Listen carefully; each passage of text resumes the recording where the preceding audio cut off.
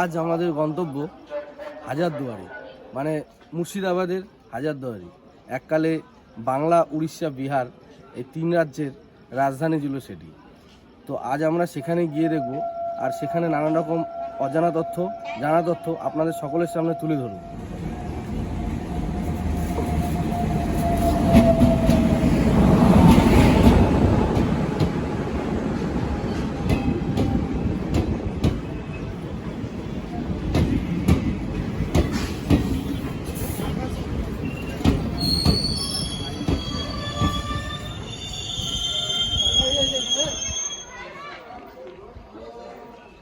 আপাতত আমরা চলে এসেছি মুর্শিদাবাদে। এই হচ্ছে সেই মুর্শিদাবাদ স্টেশন।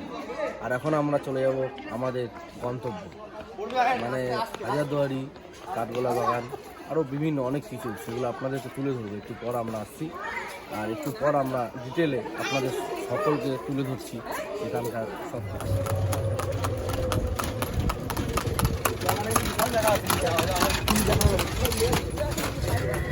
এই যে আপাতত দেখতে পাচ্ছেন, যার ওপর আমি হাত দিয়ে দাঁড়িয়ে আছি, তো এটির নাম হচ্ছে জাহানকোষা কামান, যেটি তৈরি হয়েছিল শাহজাহানের আমলে।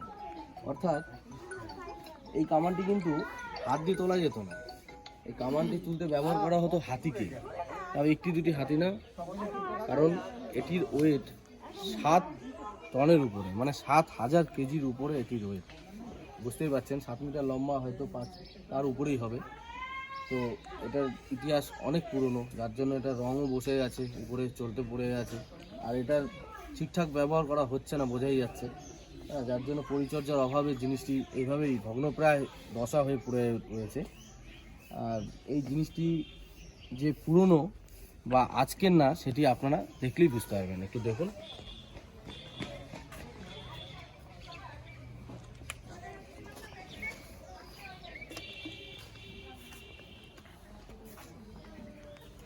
এটি হচ্ছে মাথা, মানে সামনের দিক, এখান থেকেই গুলি বর্ষণ হতো।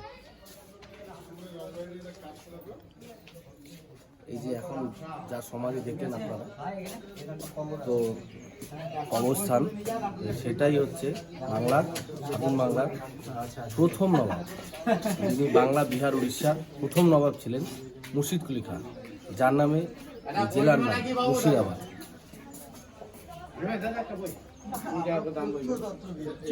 গাড়ির চারপাশ আপনাদেরকে একটু তুলে ধরানোর চেষ্টা করছি।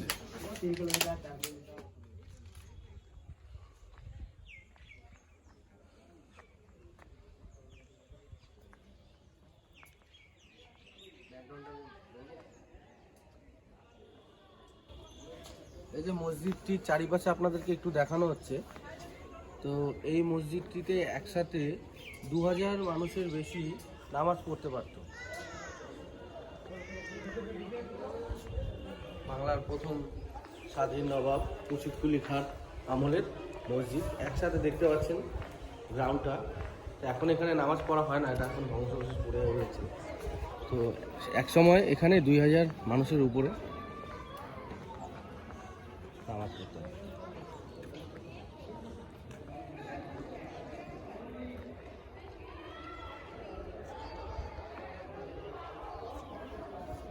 আরেকটি কথা বলার ছিল, আপনারা একটু আগে দেখলেন যে মুর্শিদ কুলি খান কবরস্থান, যেখানে তাকে কবর দেওয়া হয়েছিল, প্রায় তিনি 6.5 ফুট উচ্চতা লম্বা ছিল। তো সেই মুর্শিদ কুলি খান কবরটা কিন্তু আমরা যে সিঁড়ি দিয়ে উঠলাম নামলাম, যে সিঁড়ি দিয়ে এই মসজিদে পুরো ওঠা নামা হয়, তো তার কিন্তু ঠিক নিচে, তার মানে তার এটা মানে বলা ছিল যে তার মৃত্যুর পর যেন তাকে সেখানে শায়িত করা হয়, যেখানে মানুষ হেঁটে যাবে, হেঁটে আসবে। তিনি চেয়েছিলেন যে একটু হলেও যেন তার মানে তার পাপটা যেন মসজিদ থেকে একটু হলেও যেন তার মন থেকে পাপটা যেন ধুয়ে মুছে যেতে পারে। তো তার জন্য তিনি চেয়েছিলেন যে মসজিদ আসবে বা যে মসজিদ থেকে যাবে, তারা যেন তার উপর দিয়ে হেঁটে যায়। যার জন্য কিন্তু আপনারা কবরটা একদম ঠিক সিঁড়ির নিচে ছিল।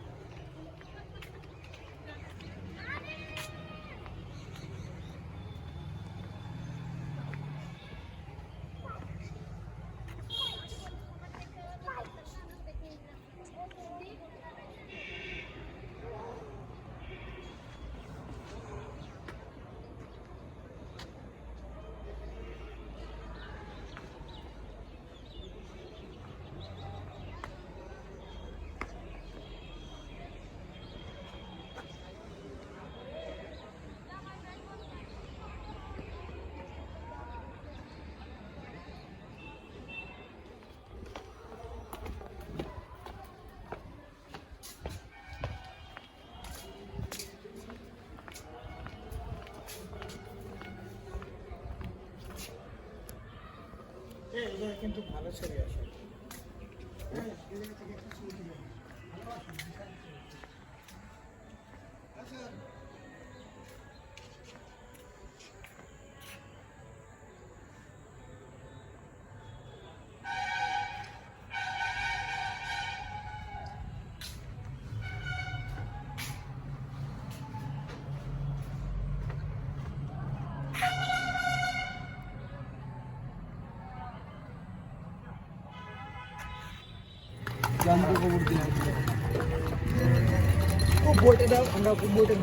এখন আমাদের গান পরিবেশন করে শোনাবে আমাদের এই পার্টনার সঙ্গী কুন্তল কীর্তনিয়া। তো চলো তার গানটাকে আমরা শুনে আনন্দিত মজা নেই। পার্টনার কাম দাদা, নমস্কার। তো আপাতত আছি আমরা মুর্শিদাবাদে। এখনই আমরা চলে আসলাম মুর্শিদকুলি খাঁর সমাধিস্থল থেকে এবং না মুর্শিদকুলি খাঁ, কারণ প্রথমে মুর্শিদকুলি খাঁর ওখান থেকে আসলাম, ওটাই বলছি। তো এখনই ওখান থেকে আসলাম। তো তার সমাধিস্থল অবশ্যই আপনারা দেখলেন। তো তার সাথে সেখানকার মসজিদটা দেখলেন, যেখানে 2000 লোকের উপরে একসাথে নামাজ পড়তে পারত সেই সময়। এখন সেটা পুরোপুরি বন্ধ। তো দুটো লাইন গান হয়ে যাক, ভাই যখন আবদার করেছে।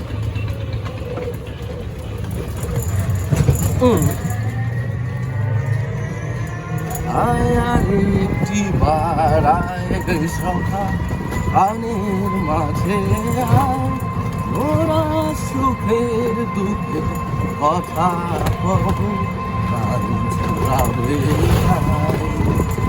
পুরানো সেই দিনের কথা বলবি রে, সেই চোখের দেখা প্রাণের কথা বলা যায়।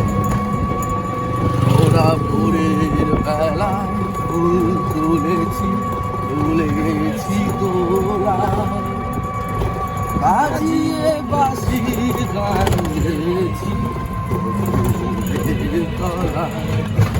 আয় মাঝে হলো ছাড়াছাড়ি, গেলেন কে কোথায়, আবার দেখা যদি হলো সখা প্রাণের মাঝে। পুরানো সেই দিনের কথা বলবি কি রে, আরো সেই চোখের দেখা প্রাণের কথা সে কি বলা যায়। এই জন্যই গানটা বলবো যে সার্থক গানটাকে, কারণ পুরানো সেই দিনের কথা শুধু বলা যায়। কারণ এটি কিন্তু ছিল বাংলা, বিহার, উড়িষ্যার রাজধানী একটা সময়, যার জন্য সেটাকে তো আমরা কোনোভাবে ভুলতে পারি না। আর যার জন্যই আমি গানটা রবীন্দ্রসঙ্গীত মানে রবীন্দ্র গুরুদেবের গানটা দিয়েই বোঝাতাম, আর কিছু না। সকলে ভালো থাকুন, কিপ ওয়াচিং, লাভ ইউ। এই যে সমাধিটা আপনারা দেখতে পেলেন, এটি হলো মুর্শিদকুলি খাঁর কন্যা এবং সুজাউদ্দৌলার পত্নী আজিমুন্নিসা, তার সমাধি। তাকে জ্যান্ত কবর দেওয়া হয়েছিল এখানে, কারণ তার একটা ছোটোবেলার রোগ হয়েছিল। তো কথিত সব তার একটা ছোটোবেলার রোগ হয়েছিল, সেখানে সেই রোগটা জীবনেও সারত না। তো সে তখনকার দিনে সেই সমস্ত ডাক্তার তারা বলেছিলেন যে সেই রোগটা সারানোর একমাত্র উপায় হচ্ছে তাকে 1 থেকে 10 বছরের বাচ্চাদের যে কলিজা মানে হার্ট, তো সেটা হচ্ছে খেতে হবে, সেটা সিদ্ধ বা কাঁচা যেভাবেই হোক সেটা খেতে হবে, তাহলেই তার সেটা রোগটা থেকে সে মুক্ত হবে। কিন্তু সেই খাওয়াটা তার অভ্যাস হয়ে যায় এবং সে প্রতিদিন নিয়তভাবে বাচ্চাদের নেশায় পরিণত হওয়াতে সে নিয়তভাবে সেইভাবে রোজ একটির পর একটি বাচ্চাকে সে কাঁচা সিদ্ধ করে, প্রায় কাঁচাই শুনেছিলাম, কাঁচাই মানে হাড়টা খেত, তো যার জন্য তাকে জ্যান্ত কবর দেওয়া হয়েছে। এটি তার ইতিহাস। আর আপনারা এখন দেখছেন তারই সমাধিস্থলের চারিপাশে ভগ্ন দশা হয়ে পড়ে রয়েছে এই মসজিদটি। এখন প্রায় যেটুকু অবশিষ্ট আছে সেইটুকুই আপনাদেরকে দেখাচ্ছি আর কি। তো আমি এখন দাঁড়িয়ে আছি কোথায় জানেন তো? আমি এখন দাঁড়িয়ে আছি সেই মানুষটিকে যাকে বাংলার বিশ্বাসঘাতক বলা হয়েছিল, তাকে। সে হচ্ছে মির্জাফর, আর কেউ না। এই যে দেখতে পাচ্ছেন মির্জাফরের সমাধি, তো এখানে তাকে সমাধিস্থ করা হয়েছিল। এই জায়গাটা আসতেন, এই জায়গাটার নাম হচ্ছে জাফরাগঞ্জ। এর ভিতর তার পরিবার গৃহে 1100 সমাধি। 1100 সমাধি সম্ভব নয়, যেগুলো মেন সেগুলো বলে দিই। আপনি যে হজরতপুরি প্যালেসটা দেখতে এসেছেন, ইনি নবী তৈরি করা নবাব নাসিম হুমায়ুন শাহ মির্জাফরের পঞ্চম বংশধর। ইনি তৈরি করেছিলেন হজরত দুয়ারি, তার মালিকের সমাধি। দ্বিতীয়টা হুমায়ুনজার বাবা নাম ওয়াল্লাজা, তৃতীয়টা হুমায়ুনজার কাকা নাম আলিজা। ওয়াল্লাজা আলিজা এরা দুই ভাই।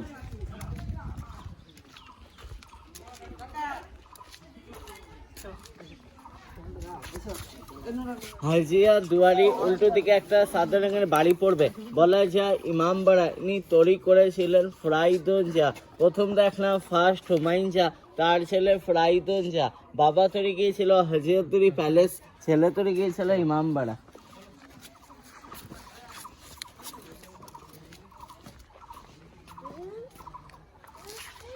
মির্জাফরের পাশটায় ছিল মিরন। মিরনের কবর এখানটা নেই। বিহারের রাজমহল এলানি চার মুবারকদুল্লাহ, আসের আব্দুল্লাহ, সাইফুদ্দুল্লাহ, নাজিব আব্দুল্লাহ। মির্জাফরের চার, মিরন के लिए পাঁচটা।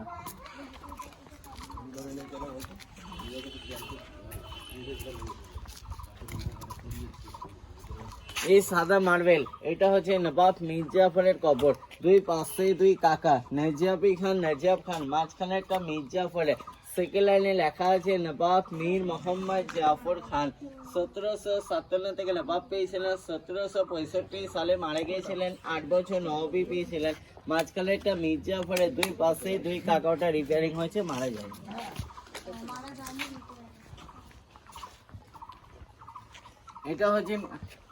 এটা হচ্ছে মির্জাফরের কবর তিনি।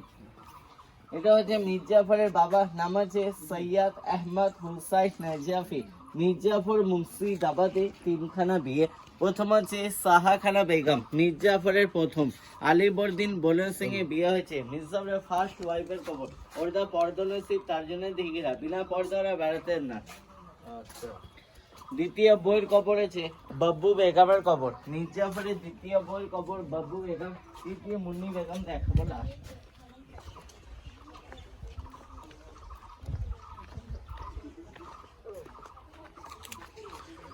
মির্জাফরের বড় ছিল মিরন। মিরনে দুটো বাজ পাখির পায়রার কবর। 300 বছর ডাক পিয়ন ছিল না। চিটলিয়া আশারবা করতে গুলি খেয়ে মারা গেছে হীরালাল পান্নালাল।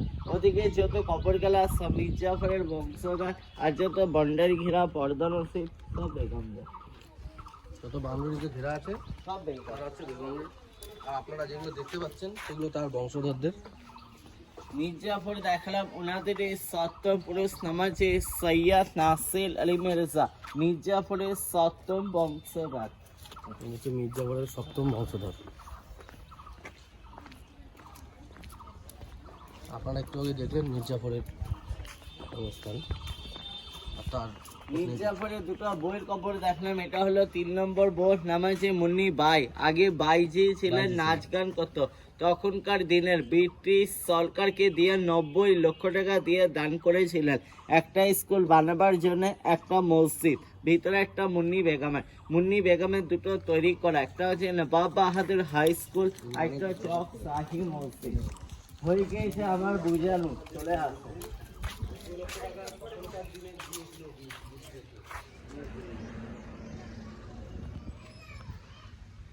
এই যে দেখতে পাচ্ছেন, এটি হচ্ছে সেই বিশ্বাসঘাতক মির্জাফরের বাড়ি।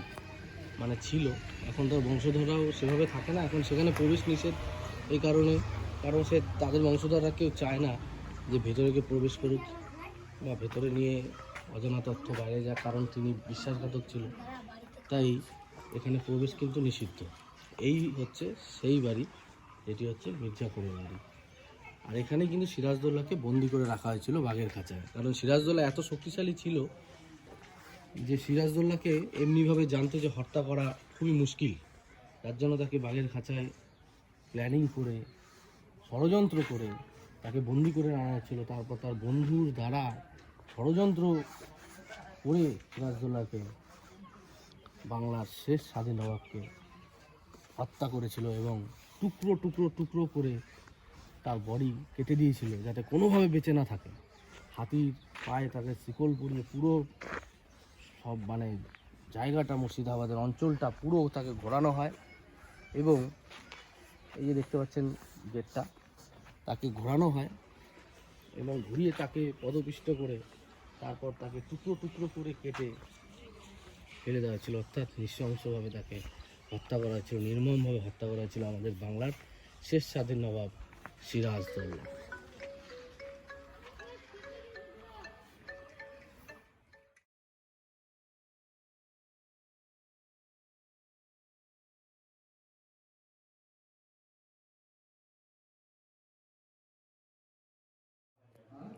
এই মন্দিরটি তৈরি করেছিলেন মহন্ত ভগবান দাস। এটি রঘুনাথ মন্দির, অর্থাৎ রাম, সীতা, কৃষ্ণ, রাধা সমস্ত কিছু এখানেই পুজো করা হতো। সেই সময় থেকে চর্চিত আছে, সেই সময় থেকে পুজো হয়ে আসছে আজ অবধি, এখনও কোনো স্থির নেই, বিরামহীন।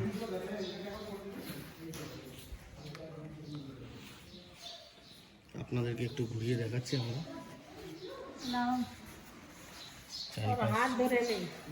চারিপাশ দেখাচ্ছি। অসম্ভব সুন্দর একটি জায়গা, একদম মনোরম পরিবেশ, শান্ত পরিবেশ, তার সাথে একটা ভালো অনুভূতি। তার থেকে বড় প্রার্থী আর কি হতে পারে।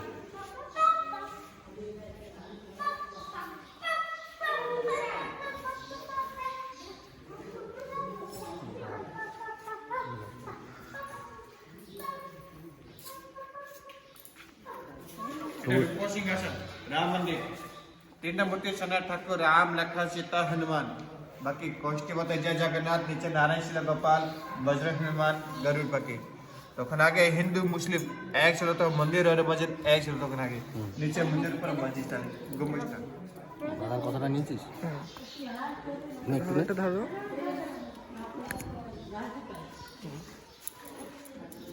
দাদা, এই মন্দিরের একটু ইতিহাসটা যদি সংক্ষেপে ইতিহাস যদি বলেন। ইতিহাস আমি থোড়ো জানি, বেশি জানি না। খালি ঠাকুর বলে জানি। মানে আগে সেই তখনকার দিন থেকে পুজো হয়ে এসছে, হ্যাঁ রীতিমতো এখনো সেই বিরামহীন পুজো। ইতিহাস আমি জানি, বেশি জানি না। আচ্ছা, अरे वाह, सचिन तेंदुलकर इतिहास है दादा। এটা বড় প্রাচীন মন্দির, 350 পুরানো মন্দির। ইনি কি তৈরি করেছে? ইনি মহান্ত তৈরি করেছে, মহান্ত ভগবান দাস। জিলা পর গাড়ি দেখলাম 80 টাকা গাড়ি, রূপপুরা 22.16 টাকা খাট, এটা রূপ সিংহাসন ইনি তৈরি করেছে। আচ্ছা, आगे के कुश्ती होता है, कुश्ती बंद है, कितना है बबल गाने पंचरास हुई। এখানে কুস্তি হতো। पूरा बेल्जियम झड़बती का, এখানে কুস্তি হতো। এটা পুরো বেলজিয়াম ঝাড়বাতি গাছ। তখন 350 আগে লাইট ছিল, মোমবাতি ফোটা হয়ে গেছে। এই ঝাড়বাতিটা কি সেই তখনকার? হ্যাঁ তখন গাছ। আর সামনে যে মানে রাস হয় ঝুলন হয়, এটা বড় বড় সবই ঝুলন, সানমা সে ঝুলন হয়। এই যে ঝুলন, এটা সব পুরনো সবই। হ্যাঁ, ভাইকে হ্যান্ড ওভার করে দিই। सामने के हमारे गुरुदेव सिंहासन, आषाढ़ में गुरुजी पूजा ही गुरु जरा अपने नीचे चला चाहिए। और बीते जो पूरा रूप सिंहासन পুরোটা তখন আগে হিন্দু মুসলিম এক ছিল, তখন মন্দির আর মসজিদ এক ছিল। আগে নিচে মন্দির পুরো মসজিদ চালু, গম্বুজটা। উপরটা দেখতে পাচ্ছেন আপনারা, উপরটা কিন্তু গম্বুজ টাইপ। স্টেজ পুরো ভালো করে দেখুন। আর এটা পুরো পাথর আছে, মার্বেল পাথর। তখন এটা হিন্দু মুসলিম সব এক ছিল, যার জন্য আমাদের পুজো কিন্তু এভাবেই হতো। এই দেখতে পাচ্ছেন উপরটা গম্বুজ টাইপ এবং হ্যাঁ এটা সব পুরনো। আসলে এটা পাওয়া যায় না। এই দেখতে পাচ্ছেন নবাবী গাড়ি, এটি কিন্তু ইস্ট ইন্ডিয়া কোম্পানির সে প্রথম দিকের গাড়ি, মানে প্রথম সারি বলা চলে। তো সেটি এখানে দান বাবদ দেওয়ার চেষ্টা করেছিল, কিন্তু এই মন্দিরের যে প্রতিষ্ঠাতা ভগবান দাস, তিনি কিন্তু দান স্বরূপ নেয়নি, মাত্র 80 টাকার বিনিময়ে এই গাড়িটি ক্রয় করেছিলেন। যদিও তিনি দান করতে চেয়েছিলেন, কারণ তার একটি পা ভাঙা ছিল, তার জন্য একটি পা কাটা ছিল, তার জন্য এই গাড়িটা তাকে ব্যবহারের জন্য দিয়েছিল ইস্ট ইন্ডিয়া কোম্পানির প্রথম সারির গাড়ি হিসাবে। কিন্তু ভগবান দাসকে দান স্বরূপ দেওয়ার কারণ, কিন্তু ভগবান দাস এটি দান স্বরূপ নেয়নি, 80 টাকা দিয়ে কিন্তু গাড়িটা কিনেছে।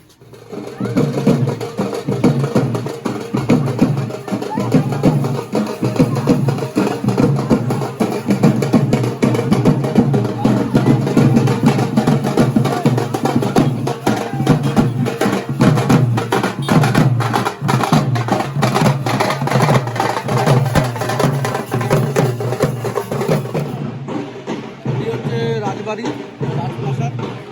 তো দেবী সিং এখানে তখন রাজা ছিল, তো তার কাজ ছিল সমস্ত খাজনা আদায় করা।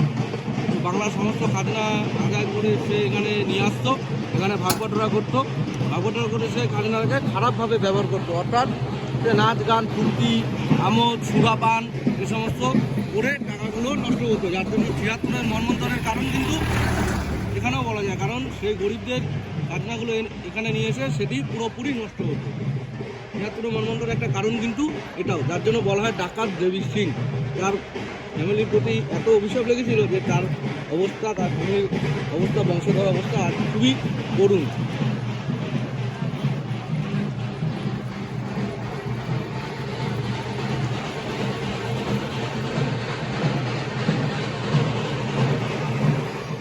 এই হচ্ছে হাউস অফ জগৎ শেঠ, অর্থাৎ জগৎ শেঠের বাড়ি।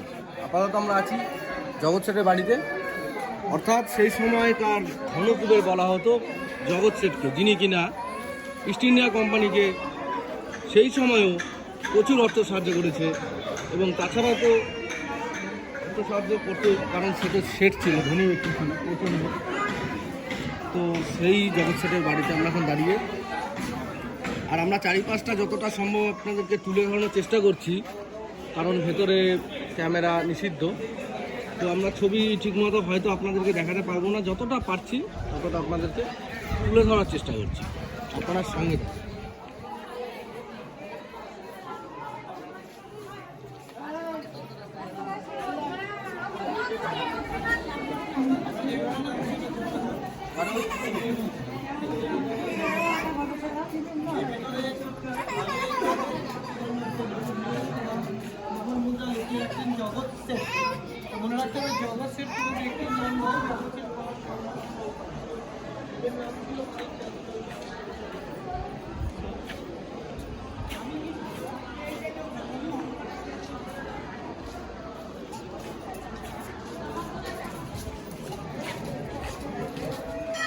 তো আমরা শেষ করলাম এখন জগৎ শেঠের বাড়ির রূপসজ্জা, যতটা সম্ভব আমরা দেখানোর চেষ্টা করলাম।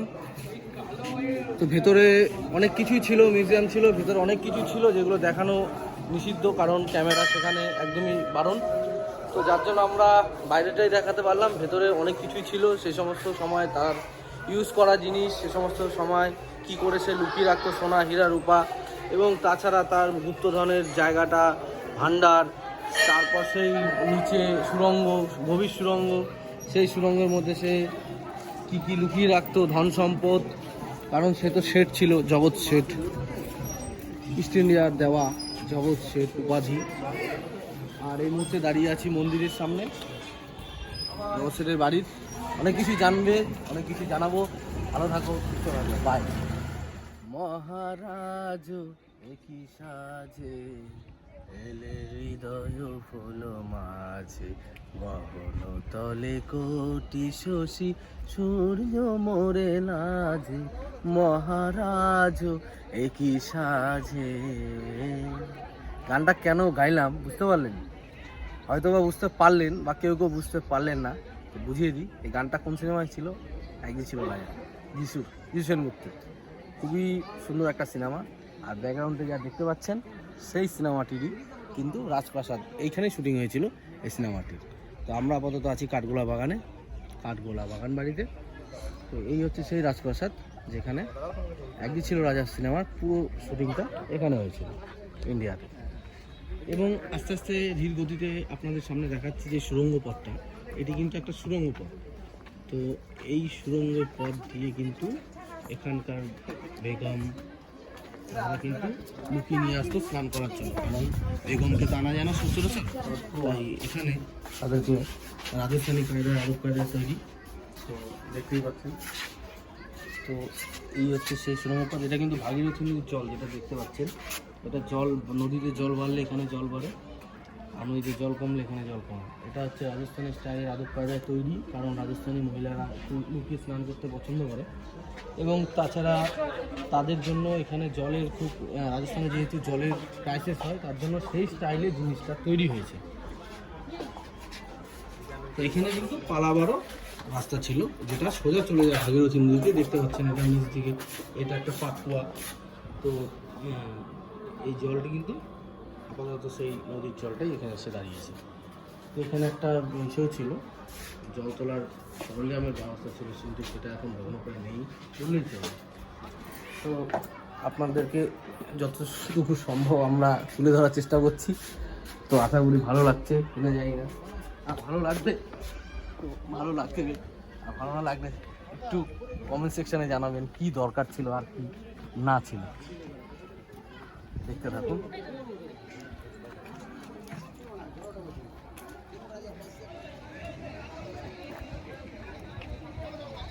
তো আপাতত আমরা কাঠগোলা বাগান বাড়ির শেষ দিকে চলে এসেছি, সীমানার প্রায় শেষ। এখানে একটা সুন্দর ঝিল আছে, এখানে বোটিং করার ব্যবস্থা আছে, বোটিং করছে অনেকেই। আর তার সাথে দেখাচ্ছি আপনাদেরকে একটা মন্দির, খুব সুন্দর একটা মন্দির।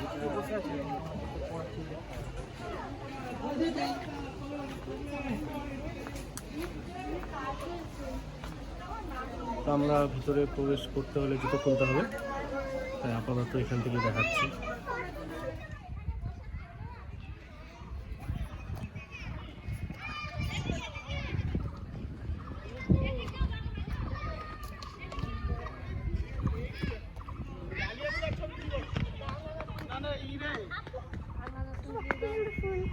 চন্দ্রমল্লিকা আছে এখানে।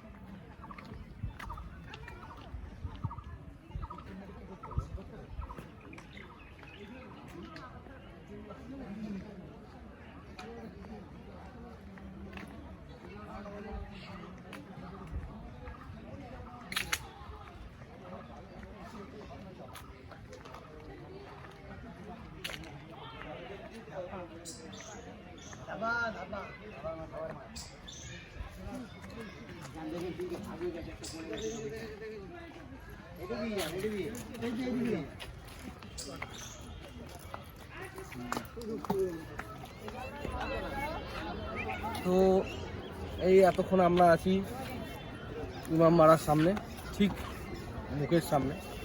তো আপনাদেরকে ঘুরে দেখানোর চেষ্টা করাচ্ছি, এটা সেই ইমামবাড়া। এটা বছরে 10 দিনই খোলা থাকে, 10 দিন মহরমের দিন, বাকি প্রবেশ নিষেধ, সারা বছর এমনি বন্ধ। এটা হচ্ছে বাচ্চা কামান। এই কামানটা একবারই ব্যবহার করা হয়েছিল, সেই সময় যখন ব্যবহার করা হয়েছিল তখন এখানকার আশেপাশের যত গর্ভবতী মহিলা তাদের গর্ভপাত হয়ে যায়, যার জন্য এই কামানটি আর ব্যবহার করা হয়নি। এটি তারপর থেকে ভগ্নদশায়, দেখতেই পাচ্ছেন একদম পুরনো, সেই দেখে নিন আপনারা। এবার চারপাশটা একটু দেখানোর চেষ্টা করছি। এবার একটু সামনের দিকটা যাচ্ছি। এটা হচ্ছে সূর্য ঘড়ি, ওয়াচ ক্লক।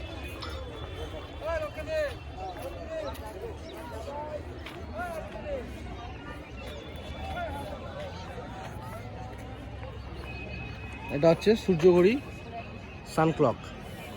তো এটা সূর্যের দ্বারায় চলতো, কিন্তু এখন তো অবশ্যই সূর্যের দ্বারায় চলে না। যাই হোক, আছে এটুকুই অনেক।